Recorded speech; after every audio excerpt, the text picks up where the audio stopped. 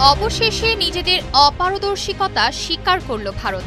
Rafale সহ ভারতের ৬টি যুদ্ধবিমান ধ্বংস করেছে পাকিস্তান। শুরুতে এটিকে সম্পূর্ণ বাজে কথা বলে উড়িয়ে দিলেও ভারতীয় সামরিক বাহিনী প্রথমবারের মতো স্বীকার করেছে পাকিস্তানের সঙ্গে সংঘর্ষে তাদের কয়েকটি যুদ্ধবিমান তারা হারিয়েছে।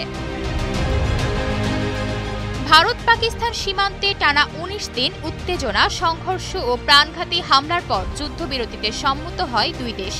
কিন্তু যুদ্ধবিরতির পরপরই ভারতের ৬টি যুদ্ধবিমান ভূপাতিত করার দাবি করেছিল পাকিস্তানের প্রধানমন্ত্রী শেহবাজ শরীফ, যার মধ্যে ৩টি তাদের সামরিক শক্তির অহংকারের প্রতীক রাফায়েল যুদ্ধবিমানও।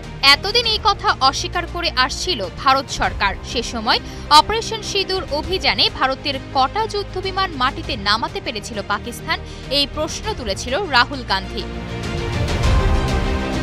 শনিবার সিঙ্গাপুরে অনুষ্ঠিত শাংগ্রিলা ডায়লগ সম্মেলনে ব্লুমবার্গ টিভিকে দেওয়া এক সাক্ষাৎকারে ভারতীয় সশস্ত্র বাহিনীর chief of defence staff general Anil Chauhan বিমান হারানোর স্বীকারোক্তি দিয়ে বলেছেন, যুদ্ধবিমান ভূপাতিত হওয়াটা গুরুত্বপূর্ণ বিষয় নয়, বরং কেন সেগুলো ভূপাতিত হয়েছে সেটাই গুরুত্বপূর্ণ।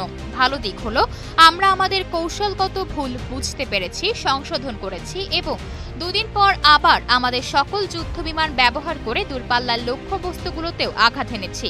তবে সংঘাতে ভারত ঠিক কতটি যুদ্ধবিমান হারিয়েছে সেই বিষয়ে সুনির্দিষ্ট করে কোনো তথ্য জানায়নি তারা। ভারত সরকার এতদিন তাদের কোনো বিমান হারিয়েছে কিনা সে বিষয়ে মন্তব্য বারবারই এড়িয়ে যাচ্ছিল।